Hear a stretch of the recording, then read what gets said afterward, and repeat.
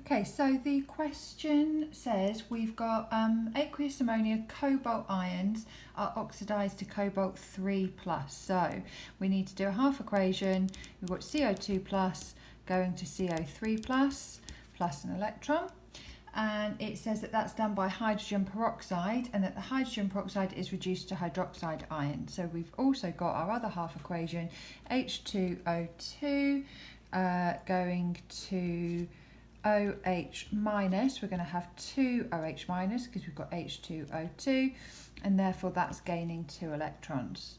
We can then multiply that by 2 and that enables us to cancel our electrons and combine the equations to give us 2 CO2 plus H2O2 gives 2 CO3 plus 2 OH minus. Okay, so now we've got a balanced equation. We're in a position to calculate moles and therefore find the volume.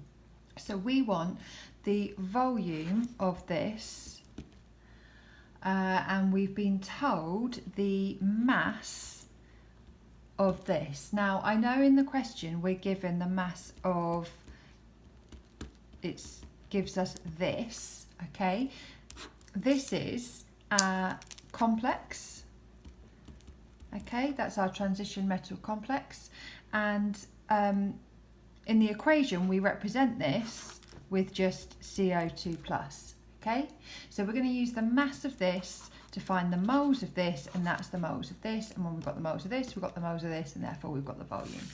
So we're going to say moles of CO2 plus equals 9.87 divided by the MR, and the MR is of this, okay, and that's 281, and that gives us 0.0351 moles.